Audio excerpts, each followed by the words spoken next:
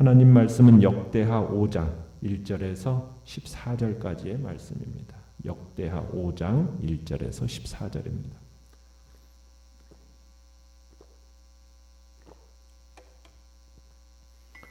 역대하 5장 1절에서 14절까지의 말씀 우리 한 목소리로 같이 읽겠습니다. 시작. 솔로몬이 여호와의 전을 위하여 만드는 모든 일을 마친지라. 이에 솔로몬이 그의 아버지 다윗이 드린 은과 금과 모든 기구를 가져다가 하나님의 전 곳간에 두었더라. 이에 솔로몬이 여호와의 언약궤를 다윗성 곧 시온에서부터 메어 올리고자 하여 이스라엘 장로들과 모든 지파의 우두머리 곧 이스라엘 자손의 족장들을 다 예루살렘으로 소집하니 일곱째 달 절기에 이스라엘 모든 사람이 다 왕에게로 모이고 이스라엘 장로들이 이름에 레위 사람들이 궤를 매니라. 궤와 회막과 장막 안에 모든 거룩한 기구를 메고 올라가되 레위인 제사장들이 그것들을 메고 올라가매 솔로몬 왕과 그 앞에 모인 모든 이스라엘 회중이 궤 앞에서 양과 소로 제사를 드렸으니 그 수가 많아 기록할 수도 없고 셀 수도 없었더라. 제사장들이 여호와의 언약궤를 그 처소로 메어 드렸으니 곧 본전 지성소 그룹들의 날개 아래라. 그룹들이 궤 처소 위에서 날개를 펴서 궤와 그 채를 덮었는데 그 채가 길어서 궤에서 나오므로 그 끝이 본전 앞에서 보이나 밖에서는 보이지 아니하며 그 궤가 오늘까지 그곳에 있으며 궤 안에는 두 돌판 위에 아무것도 없으니 이것은 이스라엘 자손이 애굽에서 나온 후 여호와께서 그들과 언약을 세우실 때에 모세가 호렙에서 그 안에 넣은 것이더라. 이때에는 제사장들이 그 반열대로 하지 아니하고 스스로 정결하게 하고 성소에 있다가 나오매 노래하는 레위 사람 아삽과 헤만과 여두둔과 그의 아들들과 형제들이 다 세마포를 입고 제막 제단 동쪽에 서서 재금과 비파와 수금을 잡고 또 나팔 부는 제사장 120명이 함께 서 있다가 나팔 부는 자와 노래하는 자들이 일제히 소리를 내어 여호와를 찬송하며 감사하는데 나팔 불고 재금 치고 모든 악기를 울리며 소리를 높여 여호와를 찬송하여 이르되 선하시도다 그의 자비하심이 영원히 있도다 하매 그때 여호와의 전에 구름이 가득한지라. 제사장들이 그 구름으로 말미암아 능히 서서 섬기지 못하였으니 이는 여호와의 영광이 하나님의 전에 가득함이었더라. 아멘. 하나님의 오늘 본문의 제목은 성전에 충만한 하나님의 영광이라는 제목으로 말씀을 나눕니다. 1절에 보시면 솔로몬은 이제 하나님께 드리는 예배에 필요한 모든 것을 한치의 오차도 없이 완벽하게 준비했음을 보여주고 있습니다. 이렇게 해서 이제 솔로몬은 다윗 시대 때부터 준비된 성전, 집기들 이걸 성공적으로 만들 수가 있었습니다. 자, 내용 관찰 문제 1번을 보시면 솔로몬 왕이 각 지파의 족장들을 예루살렘으로 소집한 까닭은 무엇입니까? 자, 2절에 보시면 솔로몬은 그동안 시온 곧 다윗성에 머물러 있던 여호와의 언약궤를 이제 완공한 성전으로 옮기기 위해서 이스라엘 장로들과 모든 지파의 대표들을 불러 모았습니다. 하나님의 언약궤, 이건 그 자체가 뭐 신적인 것이거나 신비한 능력을 가지고 있는 것은 아닙니다. 그러나 이 언약궤라는 것은 하나님의 말씀과 언약을 상징하는 거죠. 그래서 성전이 성전되기 위해서는 무엇보다 이 언약궤가 성전에 안치가 돼야 되는 겁니다. 왜냐하면 성전은 하나님께서 이스라엘과 맺으신 그 언약의 기초에서 이스라엘 가운데 임재하심을 나타내는 상징적인 처소이기 때문입니다. 그래서 만일 이 성전에 언약궤가 안치되지 않는다면은 뭐 성전이 아무리 화려해도 또 거기에 뭐 사람들의 정성과 열의가 아무리 부어졌다 해도요, 일반 건축물과 다를 바가 없게 되는 겁니다. 그런 의미에서 이 언약궤는 이 언약궤의 이 지성소 안치라는 것은 성전 건축의 완성이라고 할 수가 있는 겁니다. 그러므로 솔로몬은 성전 건축과 기구 제작이 완료가 되자 지금 하나님의 언약의 상징인 이 언약궤를 다윗성에서 메어다가 성전 지성소에 안치하고 있는 겁니다. 자, 언약궤를 옮기는 일이 지금 3절에 보시면 언제 이루어지고 있습니까?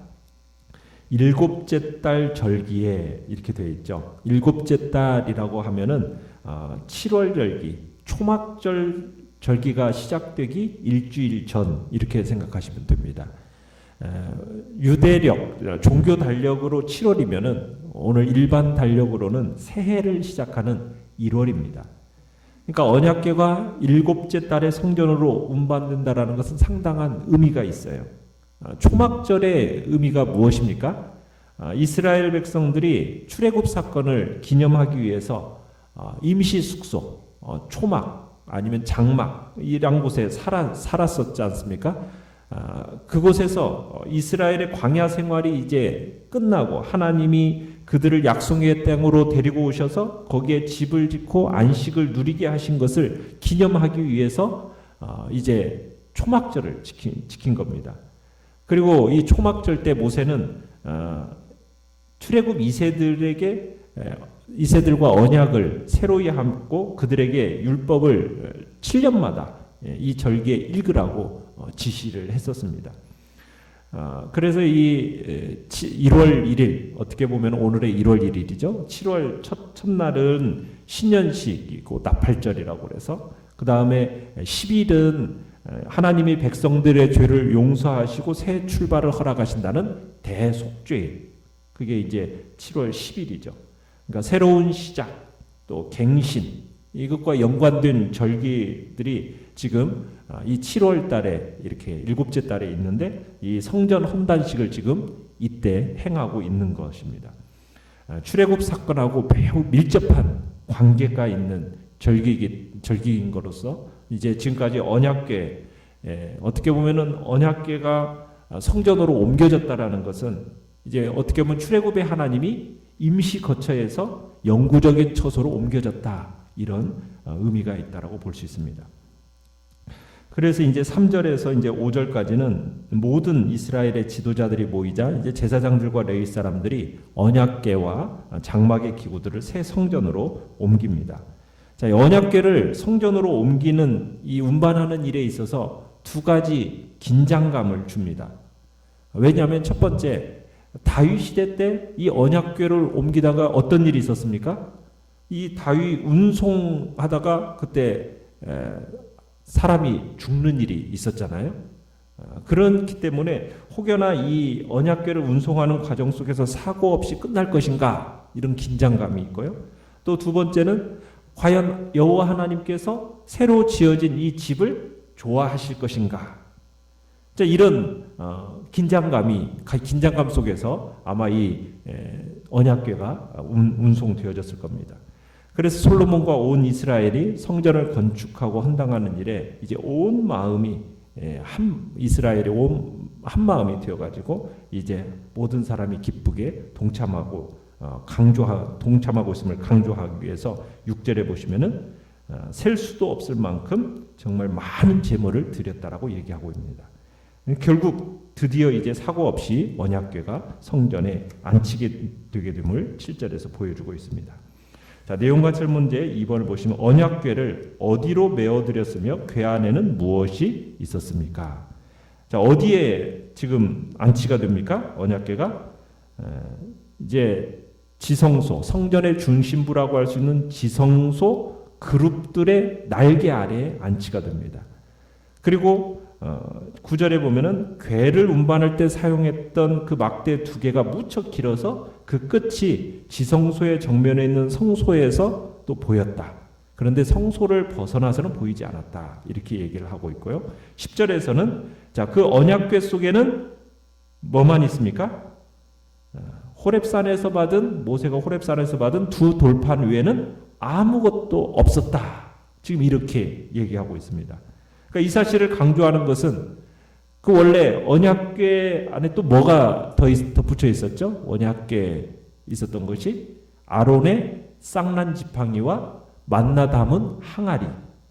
이게 언약궤에 안치되어져 있을 것을 추측하는 걸 잠재우기 위해서 솔로몬 시대에는 이 물건이 더 이상 존재하지 않았음을 지금 강조하고 있는 겁니다. 그러면 이 아론의 쌍난지팡이하고 만나 담은 항아리의 행방은 어떻게 된 것일까? 우리가 히스기야 시대 때 놋뱀 이야기에서 아마 힌트를 얻을 수 있을 것 같아요. 히스기야는 광야에서 하나님이 보내신 뱀에게 물려주고하는 사람들을 살리기 위해서 모세가 놋뱀을 만들지 않았습니까? 그 놋뱀을 어떻게 했습니까? 히스기야 시대 때 아예 없애버렸어요. 느수단 하면서 구리 조각이다라고 얘기를 했었습니다. 그러니까 세월이 지나가면서 이스라엘 사람들이 하나님을 경배하지 않고 종교적인 유물을 숭배하기 시작했다라는 겁니다. 그러니까 아마 이 아론의 쌍난지팡이와 또 만나 항아리도 비슷하게 된 것 같아요. 사람들이 종교적인 유물에 숭배하기에 이른 거죠. 그런데 이것들을 이 경건한 사람들이 하나님께 경배하는 게 아니라 그런 종교적인 유물에 경배하는 것에 대한 것을 보고서는 파괴했을 것으로 생각을 하는 겁니다. 그러니까 무엇이든 인간이 하나님께 쏟아야 할 관심과 열정을 앗아간다. 그러면은 그것은 우상이고 그건 제거해야 됨을 우리에게 암시하고 있는 겁니다. 자, 이런 상황 속에서 지금 모세의 돌판이 언약궤 안에 있다라는 것은 이스라엘이 시내산 언약과 깊이 연루되어 있다라는 것을 우리에게 보여줍니다. 십계명이 새겨진 돌판이 언약궤 안에 있다. 이건 하나님의 말씀의 영원성 그리고 하나님의 말씀의 중요성을 암시하고 있습니다. 그러니까 기적이라는 것들은 다 지나가지만 무엇은 남는 겁니까? 하나님의 말씀은 영원히 남는 겁니다. 그러니까 세상의 모든 것은 지나가고 사라진다 해도 하나님의 말씀만큼은 영원할 것을 우리에게 보여주고 있는 거죠. 그렇기 때문에 우리의 사역이라는 것도 뭐가 중심이 되어야 되는 겁니까? 다른 기적이 중심이 되는 것이 아니라 하나님의 영원한 말씀을 가르치고 전파하는 것. 이게 가장 중요한 목적으로 삼아야 될 것을 우리에게 보여주고 있는 겁니다. 자, 11절에서 13절로 넘어가 보시면 제사장들이 모든 예식을 마치고 성소에서 나오는데 이제 아삽과 헤만과 여두둔과 그들의 자손들로 구성된 레위 찬양대가 하나님께 감사와 찬양을 드립니다. 자, 그들이 드린 노래의 주제는 무엇이죠? 여호와는 선하시고 그 인자하심이 영원하다. 어떻게 보면은 그 내용이 굉장히 주제가 짧지만은 하나님의 백성을 향한 마음을 가장 잘 표현한 노래라 할 수가 있겠습니다. 자, 연구와 묵상 문제 3번을 보시면 언약궤가 놓인 지성소에 구름을 동반한 하나님의 영광이 충만했다는 것은 무엇을 의미합니까? 자, 13절 끝에 보시면은 그때에 하면서 찬양대 노래가 진행되는 동안에 주님의 성전에 구름이 가득 찼다라고 얘기하고 있습니다. 이 구름이라는 것은 시내산의 구름으로 임하셨던 하나님의 영광을 또 상징하는 거고요. 광야에서 그들을 뙤약볕으로부터 보호하시고 갈 길을 인도하셨던 그 구름, 그 구름을 상징하는 건데 그 영광이 하나님의 영광이 성전에 임한 거죠. 그러니까 여호와의 영광을 상징하는 구름이 여호와의 집에 얼마나 자욱했는지 14절에 보면은 제사장들이 능히 서서 하나님을 섬길 수 없었다 이렇게 기록하고 있습니다. 그러니까 하나님이 성전에 임재하신 거죠. 이 사실은 백성들이 이제 그분의 처소로 세운 성전을 하나님이 기뻐하셨다라는 것을 입증해 주는 것이고 과거에 하나님이 모세와 그의 백성들과 함께 하셨던 것처럼 솔로몬과 그의 백성들과 함께 하실 것이라는 것을 지금 보여주는 의미라고 할 수가 있겠습니다. 자, 느낀 점 4번을 보시면 백성들의 찬양과 감사로 드리는 예배가 연락되었을 때 하나님의 영광이 성전에 충만해진 것을 보며 무엇을 느낍니까? 자, 하나님의 언약의 상징으로서 언약궤가 성전에 안치되었을 때 그 즉시로 하나님의 영광이 임재가 나타났나요? 그건 아니에요. 성전에 언약궤가 안치되었을 때 나타난 게 아닙니다. 하나님의 영광은 지금 그때라는 게 언제 지금 나타나고 있습니까? 레위인의 찬양대의 악기가 울리면서 하나님의 그 선하심과 자비하심을 찬양할 때, 그때 성전에 하나님의 임재가 가득했다라는 거예요. 여기서 우리에게 보여주는 것은 뭐냐면 하나님의 임재라는 것은요, 어떤 종교적인 표상, 상징 이런 것에 의해서 이루어지는 게 아니라는 거예요. 하나님의 임재는 언제 나타나는 겁니까? 하나님께 대한 진실한 믿음의 고백이 이루어질 때, 그때 하나님의 임재가 나타난다는 것을 우리는 여기서 보고 느끼게 되는 거예요. 그러니까 하나님께서는요, 어떤 종교적인 수단, 표상, 상징, 어떤 성물 이런 것, 물체를 통해서 우리에게 임하시는 게 아닙니다. 하나님은 당신의 존재와 능력을 확신하고 찬양하고 겸손히 그분의 은혜를 구하는 그 성도들의 믿음의 고백 가운데 임하시는 거예요. 그러니까 하나님이 임재하시는 유일한 곳이 어디란 얘기입니까? 하나님께 대한 믿음의 고백이 있는 그 자리에 임하시는 거예요. 하나님은 당신의 이름으로 모이고 당신을 향한 믿음의 고백이 되어지는 곳에 어떤 종교적인 상징물이 없다 할지라도 그곳에 하나님은 임재하시는 겁니다. 그러나 아무리 확고해 보이는 종교적인 상징물이 있다 할지라도요, 하나님께 대한 그 진실한 믿음의 고백이 없다면 그곳에 하나님은 임재하시지 않습니다. 우리 이 사실을 분명하게 알아야 돼요. 왜냐하면 흔히 사람들이 종교적인 어떤 상징물을 매우 중요시하는 경향들이 있어요. 종교적인 상징물의 예로 교회의 건물, 예배당, 또 아니면은 십자가, 이런 것들 가지고 그래서 사람들이 교회의 건물을 화려하게 지키기를 좋아하고 그 교회의 건물 안에 하나님이 임재하신다라고 생각을 하고, 또 십자가에 대해서도 또 주님과 밀접한 연관이 있다는 점에서 그 십자가를 집에 걸어두고 때로는 목걸이로 몸에 지니고 다니고, 그러면 마치 주님이 나와 함께 하시는 것처럼 생각하는 사람들이 있어요. 그러나 그 선물, 어떤 물건이 있다라고 해서 주님이 그것과 함께 나와 함께 하신다, 그건 아니라는 거예요. 그것은 마치 이스라엘 백성들이 언약궤나 성전에 대해서 가졌던 생각이나 다를 바가 없는 아주 지극히 비신적인 생각인 겁니다. 하나님은 종교적인 어떤 상징물을 통해서 임재하시는 게 아니에요.